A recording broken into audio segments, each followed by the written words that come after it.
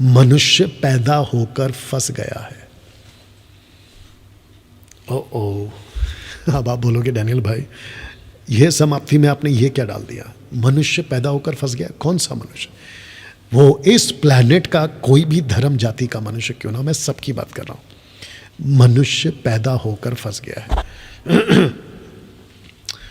मैं चाहता हूं कि पहले आप इसको डाइजेस्ट करो, ये लाइन को डाइजेस्ट करो। डाइजेस्ट मतलब हजम करो, इसको पहले आप हजम करो, ठीक है ना।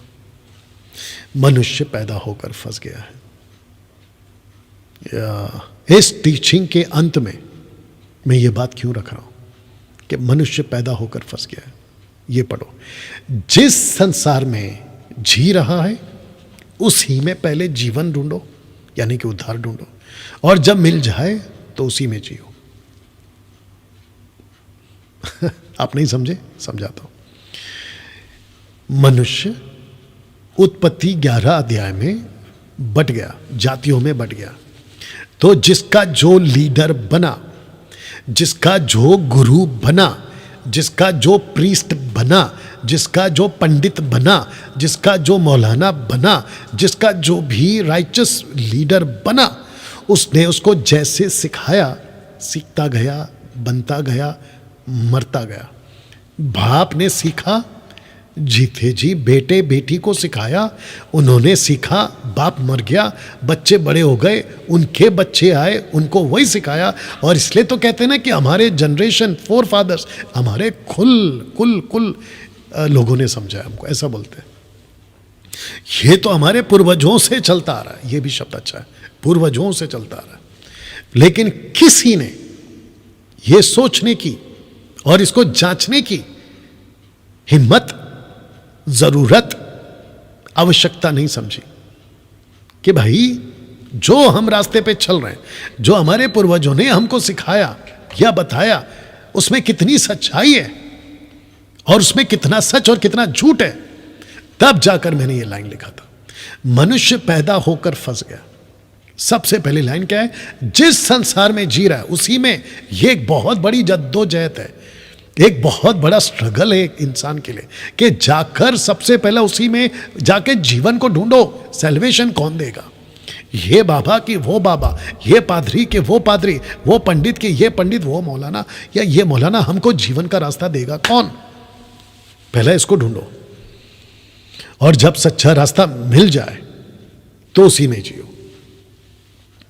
वो चाहे गलत हो तो जियो, वो चाहे सही हो तो जियो। तब जाकर लिखा है कि मनुष्य पैदा होकर फंस गया है। अब मैं आपको बताऊं, बहुत कम लोग हैं। यीशु को किसी ने पूछा, कहां पूछा? यीशु को किसी ने पूछा, लूका 14:25 पढ़ो जल्दी से, अगर मैं गलत नहीं हूं। यीशु को किसी ने पूछा अनंत जीवन के बारे में, सैल्वेशन के बारे में, और यीशु की बातें सुनकर उसने पूछा उद्धार को लेकर। अगर वही है तो मैं चाहता हूं कि आप पढ़ें 14:25 पढ़ो, क्या लिखा है? जब बड़ी भीड़ उसके साथ जा रही थी, हाँ, तो उसने पीछे मुड़कर उनसे कहा, हाँ, यदि कोई मेरे पास आए, हाँ, और अपने पिता और माता और पत्नी और बच्चों और भाइयों और बहनों वरन अपने प्राण को भी अप्रिय न जाने, तो वह मेरा चेला नहीं हो सकता। ओके, अभी आपने कौन सा पढ़ा? 14 का 26। अभी एक काम 26 पढ़ा, 25 पढ़ो। जब बड़ी भीड़ ओके, अभी 13:25 पढ़ो, उसके एक पीछे का, अगर मैं गलत नहीं हूं। तो यीशु कहता है कि उद्धार पाना कठिन है, यह सबके बस की बात नहीं है। Salvation is not possible for everyone. देखो क्या लिखा है। जब घर का स्वामी नहीं, 26 पढ़ो उसी का। तब तुम कहने लगोगे, नहीं, 22 पढ़ो, अगर 22 में क्या देखो। वह नगर नगर और गांव गांव होकर उपदेश करता हुआ यरूशलेम की ओर जा रहा था। आपने ये कौन सा पढ़ा है? 13 का 22। ओके, 7 पढ़ो, 7 में क्या है देखो। वाह, अगर मिल जाता तो प्रेज गॉड, नहीं तो फिर आगे बढ़ेंगे।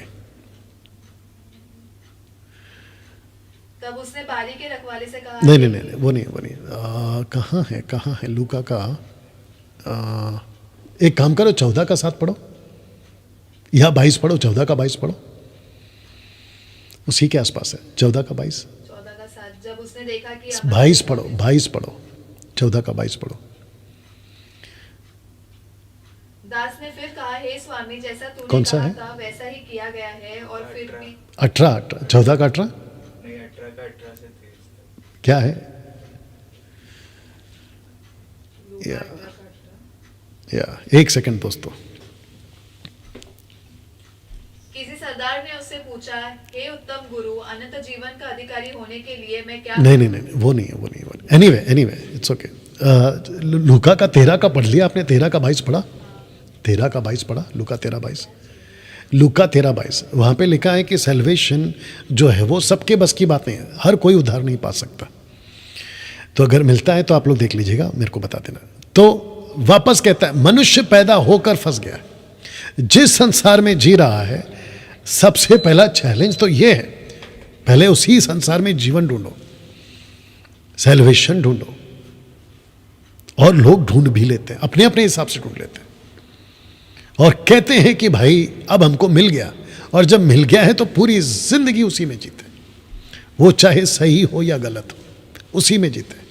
तब जाकर आपके बीच में मैंने ये रखा है, लूका 7 का 22 है, लूका 7 का 25 है या 22 है, देखो लूका 7 का 22 या 25। वो मेरे दिमाग से नहीं जा रहा, क्योंकि अगर वो मिल जाए तो praise God, well and good. यहाँ पे कोई टाइप कर रहा है क्या?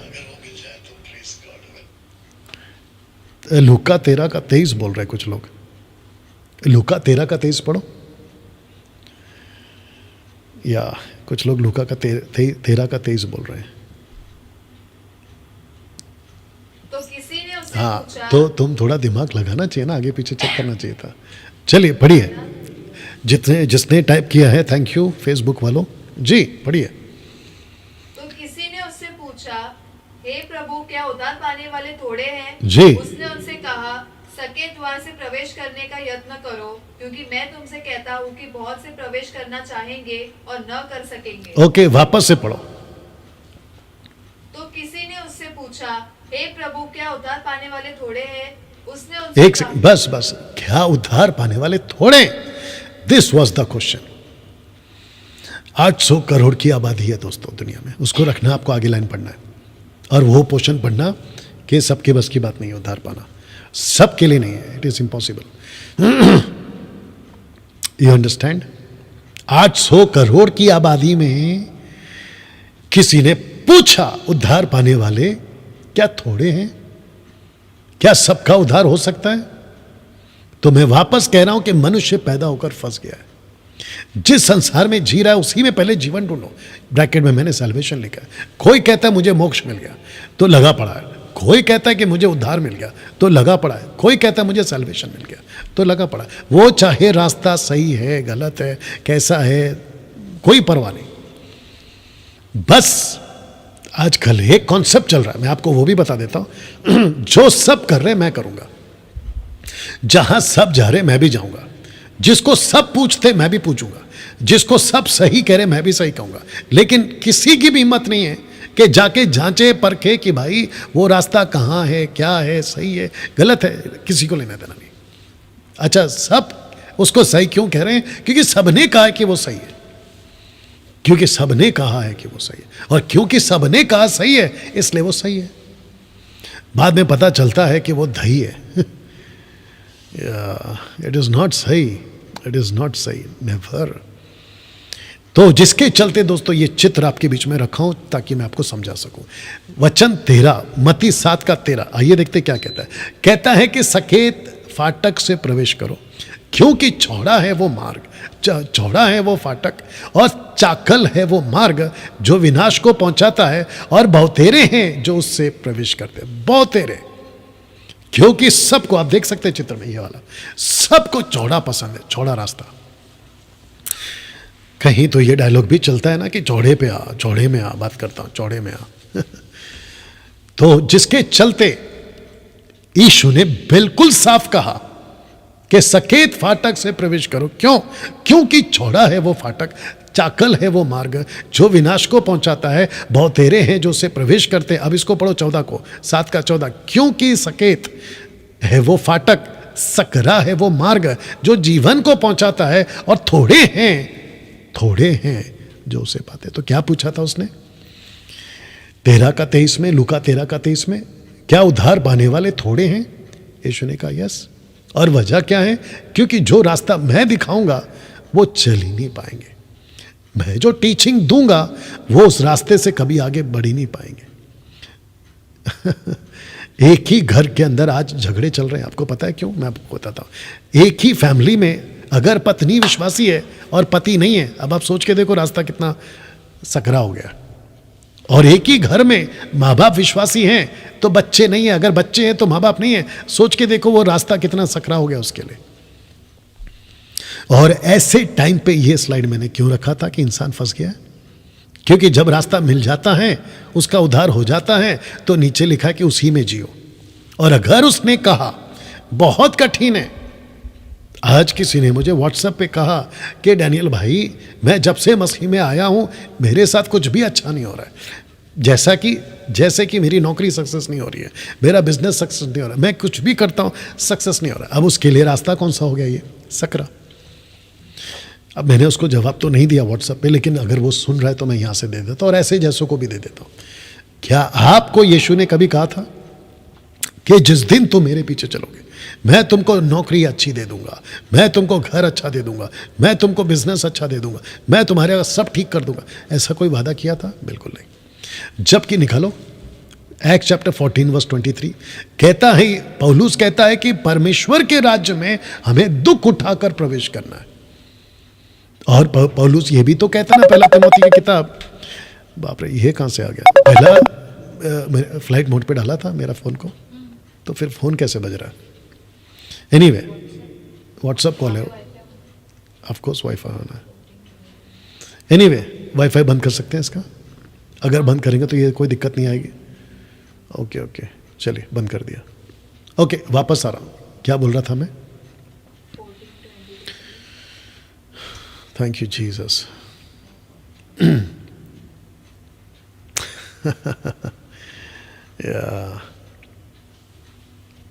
एनीवे पहला पढ़ते हैं, फिर अगर कनेक्ट होता तो प्रेज गॉड। जी पढ़िए। और उन्होंने हर एक कलीसिया, हाँ याद आ गया, बता रहा हूं। यीशु ने कभी नहीं कहा था कि मैं तुमको गाड़ी दे दूंगा, बंगला दे दूंगा। इसको याद रखा करो तुम लोग भी। गाड़ी दे दूंगा, बंगला दे दूंगा, ऐसा कभी वादा नहीं किया। तो एक आदमी का व्हाट्सएप कॉल आया था, व्हाट्सएप पे मैसेज आया था, मैं उसको जवाब नहीं दे पाया, अभी दे देता हूं। यीशु ने कभी नहीं कहा था कि तुम्हारे साथ सब अच्छा होगा, बल्कि यीशु ने कहा पौलुस के माध्यम से परमेश्वर के राज्य में, अभी जोर से पढ़िए, और उन्होंने हर एक कलीसिया में उनके लिए प्राचीन ठहराए और कौन सा पढ़ रहे हैं आप? 14 का कौन सा किताब? प्रेरितों के एक्ट चैप्टर 14 का 23। हाँ 23, आगे पढ़ो, 22 से पढ़ो इनफैक्ट। और चेलों के मन को स्थिर करते रहे जी। और यह उपदेश देते थे कि विश्वास में बने रहो। हाँ। और यह कहते थे हमें बड़े क्लेश उठाकर परमेश्वर के राज्य में प्रवेश करना होगा। हाँ सही, परमेश्वर के राज्य में क्लेश उठाकर हमें प्रवेश करना होगा। तो यीशु की टीचिंग, पौलुस की टीचिंग, पत्रस क्या कहता है पता है? कहता है कि इस पृथ्वी पे हम परदेसी हैं। हम इस पृथ्वी पे परदेसी हैं। तो मैं वापस कहता हूं, आपको जितने भी लोग आते हैं, एक एटीएम कार्ड देना। एटीएम कार्ड है किसी के पास? मेरा पर्स कहाँ पर है? इसमें है क्या? अच्छा एटीएम कार्ड जल्दी से ला बेटा, एटीएम कार्ड ला। एक मूर्ख टाइप का आदमी, उसका क्या होगा मैं नहीं जानता हूं। उसके पास में लाखों की भीड़ है, उसको सोशल प्लेटफॉर्म पे मिलियंस में लोग देखते हैं, खुद को बहुत बड़ा अपोस्तल कहता है, उसके चर्च के लोग उसको पापा बुलाते हैं। मैं उसको नाम दे रहा हूं महामूर्ख आदमी। उसका क्या होगा मैं नहीं जानता हूं, यीशु उसका कैसा न्याय करेगा मैं नहीं जानता हूं। और अनंत काल के लिए जिसको उसने कहा ना कि हम तो परमेश्वर की आराधना करते हैं, सच्चे परमेश्वर को जानते हैं, वो खुद कहाँ एंड करेगा ये आपको पता चलेगा न्याय के दिन में। तो एटीएम कार्ड दिखाता है, उसके ऊपर प्रार्थना करता है, लाओ दे दो, आजा बेटा आराम से, उसके ऊपर हाथ रख के प्रार्थना करता है। और मूर्ख आदमी कहता है कि आपके अकाउंट में पैसे आ रहे हैं, आप, अरे जो भी है दे दो। आपके अकाउंट में कौन सा नंबर है? हाँ ऐसे हाथ रखता है और कहता है कि मैं अभी इसके ऊपर प्रार्थना कर रहा हूं, आपके एटीएम कार्ड में पैसा आ रहा है, और बोलता है मैसेज चेक करो, मैसेज चेक करो। कैसा बकवास आदमी है यार तू, कैसा बकवास आदमी है, और क्या गंदगी मचा रहे हो। और ऐसे लोगों को आप देखो, उनके फॉलोवर्स को। बागेश्वर बाबा आजकल बहुत फेमस है, लाखों की भीड़ आती है, आपने देखा होगा बागेश्वर बाबा। वो क्या कर रहा है, और ये बाबा ये क्या कर रहा है, सोच के देखिए आप। आजकल का जो दौर है ना, मैं तो कहता हूं कि 800 करोड़ की आबादी, तुम लोग एजुकेट क्यों नहीं हो रहे हो? भारत के 135-40 करोड़ की आबादी, तुम लोग एजुकेट क्यों नहीं हो रहे हो? तुम अच्छे खासे स्कूल कॉलेज जाने वाले हाईली एजुकेटेड हो। अभी का जो जनरेशन है ना, वो पिछले 20-25 साल के जनरेशन से तो बेहतर है पढ़ा लिखाई के मामले में। आप लोग एजुकेट क्यों नहीं हो रहे? और ये बाबाओं के पीछे पड़ के तुम लोग अपनी की पूरी संपत्ति लौटा रहे हो, और ऐसे अंधकार में चल रहे हो कि क्या बताएं। परमेश्वर कभी पैसा नहीं मांगता। बहुत कान खोल के ध्यान से सुनो, परमेश्वर का पैसे से किसी प्रकार का, तुम्हारे पॉकेट के पैसे से किसी प्रकार का कोई लेना देना नहीं है। अपना पैसा अपने पास रखो, अपने फ्यूचर को बनाओ, बच्चों को खिलाओ, अच्छा खाना खाओ, आगे का फ्यूचर का बैंक बैलेंस करके रखो। लेकिन ये बाबाओं के पीछे लाखों रुपए तुम जो लुटवा देते हो, बकवास है। तो मैं वापस कहता हूं ये स्टेटमेंट के हिसाब से कि यीशु ने कभी यह वादा नहीं किया था कि सब कुछ अच्छा हो जाएगा, बल्कि पौलुस कहता है पहला तिमोथी 6:10 में, 5, 6, 7, 8, 10 तक में कहता है कि जितना है उसी में संतुष्ट रहो। अगर प्रभु किसी को घर देता है, प्रेज गॉड। अगर किसी को गाड़ी देता है, प्रेज गॉड। अगर किसी को विदेश भेजता है, प्रेज गॉड। लेकिन क्योंकि कोई दूसरा कर रहा है मैं भी बनूंगा, क्योंकि कोई दूसरे की ऐसी है तो मेरे को भी मिलनी चाहिए। मंकी सीज मंकी डज, बंदर देखता है बंदर करता है। क्या हरकत है भैया ना। तो ये चित्र को रखकर मैं चाहता हूं कि आपको एक और चित्र दिखाऊं, और ये मेरा लास्ट हिस्सा है, एपिसोड नंबर 9 का लास्ट हिस्सा है। और ये सब मैं क्यों कह रहा हूं, क्योंकि अगर आपने ये देख लीजिए, मनुष्य पैदा होकर संसार में फंस गया। जिस संसार में जी रहा है उसी में पहले जीवन ढूंढो। जीवन का मतलब होता है सही शिक्षा। आपको अच्छा शिक्षा, जो कि अभी हम बता रहे हैं, मुझ जैसे 10% लोग बताते हैं, उसको पाओ, और अगर वो मिल जाए सही शिक्षा तो उसी में बने रहो। ये बात है, ठीक है ना। तो जिसके चलते ये चित्र दिखा रहा हूं, और बहुत ध्यान से चित्र को भी देखो, और जो लिखा है उसको भी समझेंगे। और आपके लिए मैं पढ़ने जा रहा हूं। लिखा है कि God gave all freedom to Adam. वाह, अच्छा है। God gave all freedom to Adam, Genesis chapter 2:16 में। ये फ्रीडम का मतलब क्या है मैं आपको बता देता हूं। इस बगीचे में, ओके, मैंने रखा है, नहीं रखा है, ओके, जल्दी से निकालना। जेनेसिस चैप्टर 2:16, इस बगीचे में जितना भी फल है, जितने भी फल, उसको तू बिंदास खा ले, मुंबई की भाषा में। आइए सुनते हैं जी, जेनेसिस 2:16, उत्पत्ति 2:16। और यहोवा परमेश्वर ने आदम को यह आज्ञा दी, तू वाटिका के सब वृक्षों का फल बिना खटके खा सकता है, पर भले या बुरे का ज्ञान का जो वृक्ष है उसका फल तू कभी न खाना। ओके, वापस पढ़िए, स्टार्टिंग फर्स्ट पार्ट जी। और यहोवा परमेश्वर ने आदम को यह आज्ञा दी, तू वाटिका के सब वृक्षों का फल बिना खटके खा सकता है। ओके, इसको कहते हैं विदाउट एनी हेजिटेट, बिना हिचकिचाए, बिंदास खा ले। तो इसको कहते हैं कि God gave all freedom to Adam. All, सब अधिकार, ऑल अथॉरिटी। अब इसको पढ़ो, विथ वन रिस्ट्रिक्शन, एक रिस्ट्रिक्शन के साथ। और वो रिस्ट्रिक्शन क्या है? 17 पढ़िए। पर भले या बुरे के ज्ञान का जो वृक्ष है उसका फल तू कभी न खाना। रिपीट। पर भले या बुरे के ज्ञान का जो वृक्ष है उसका फल तू कभी न खाना। ओके, तो वचन 16 क्या कहता है? खा सकता है जितना भी बगीचे का। उसको फिर पढ़ो 16 को। और यहोवा परमेश्वर ने आदम को यह आज्ञा दी, तू वाटिका के सब वृक्षों एक मिनट, सब लिखा है ना, सब। सब। तो जितना भी सब है उसको तू खा सकता है। तो इसको कहते हैं कि God gave all freedom to Adam with one restriction. तो 17 कहता है, लेकिन एक ऐसा पेड़ है, एक ऐसा रिस्ट्रिक्शन है, एक ऐसा लॉ है, एक ऐसा आदेश है, आज्ञा है, उसको नहीं खाना। सोच के देखिए, आदम के पास में फल खाने को हजारों पेड़ है या हजारों फ्रूट है, लेकिन इस बंदे ने क्या किया, मैं रखने जा रहा हूं। लिखा है but he chose the wrong one. बाप रे, आप ताज्जुब हैं, आपके दद्दू आदम, आपके दद्दू, क्या हो गया, सब ठीक है?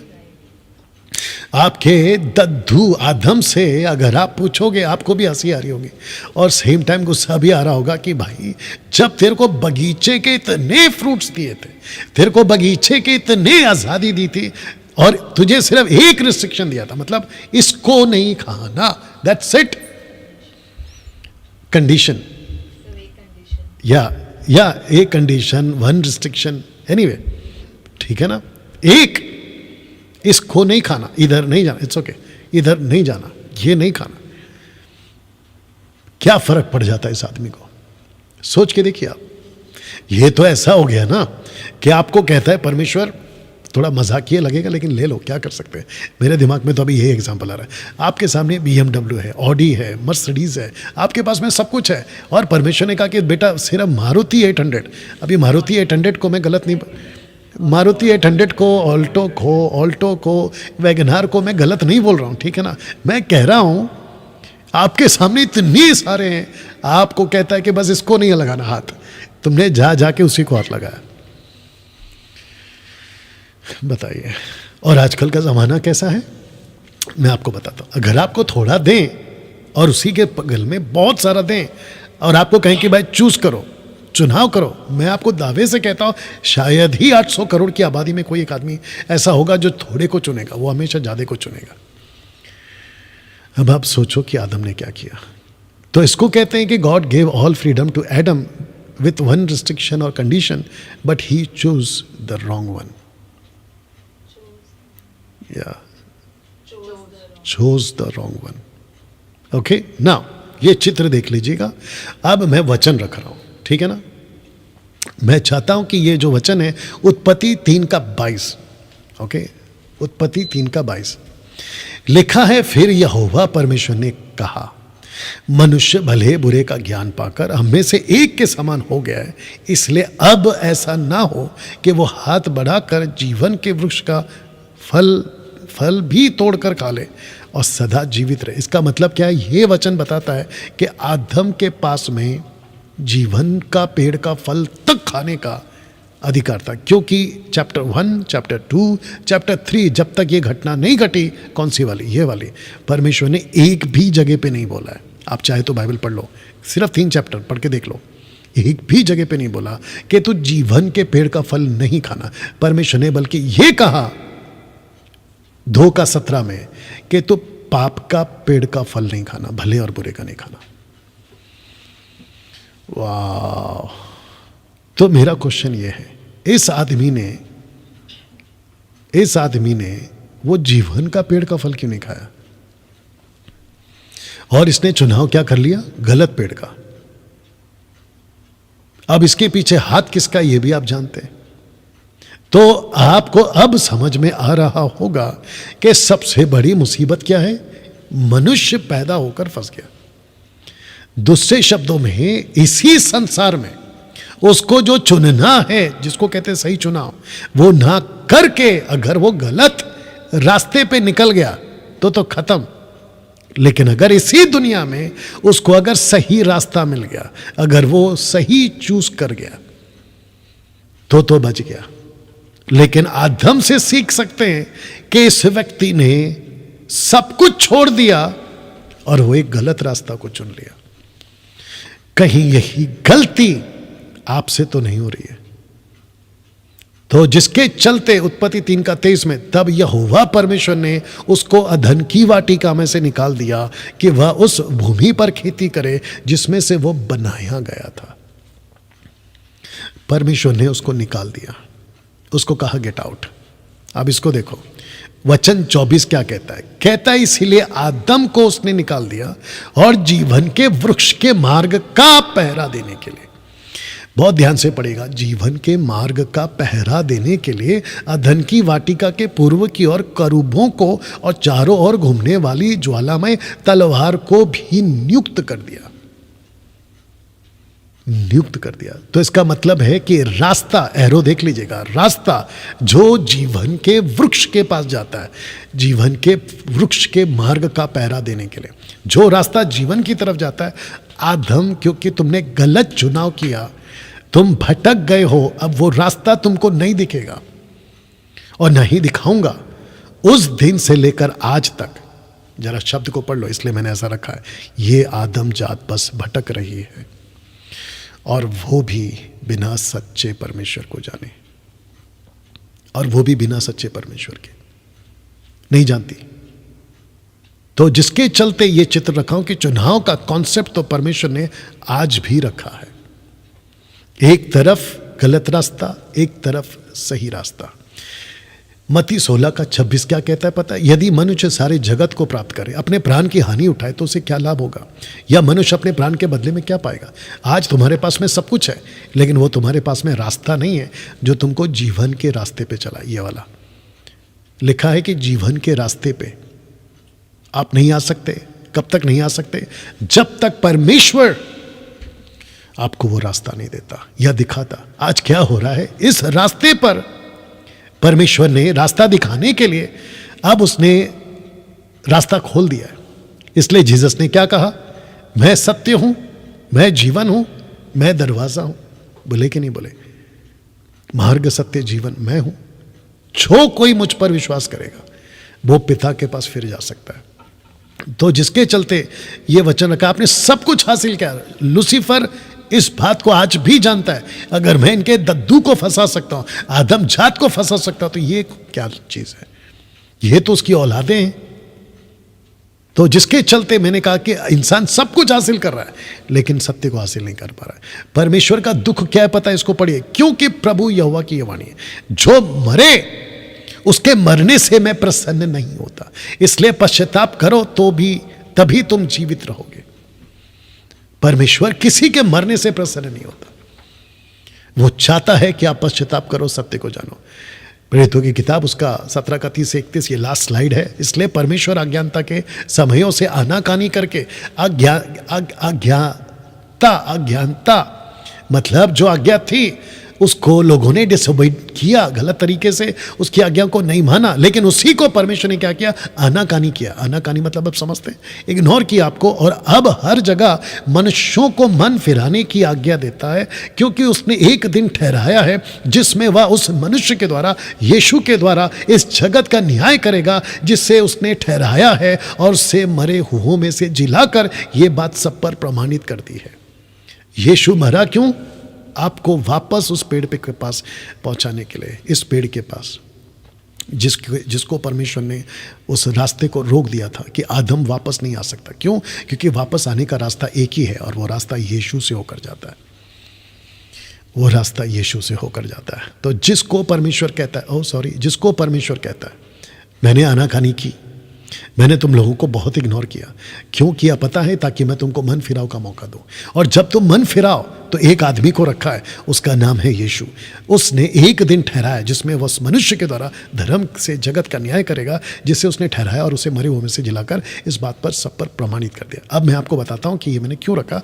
वजह यह है कि परमेश्वर पिता ने इस सृष्टि को बचाने के लिए अपने इकलौते बेटे को, जिसको कहते हैं बिगॉटन, बिगॉटन का मतलब ये नहीं होता है कि वो पैदा होकर बिगॉटन बने। बिगॉटन का मतलब होता है, इकलौते का ये मतलब होता है कि वो शुरू से उसके साथ था, तो उसको नाम दिया बिगॉटन। John chapter 3:16।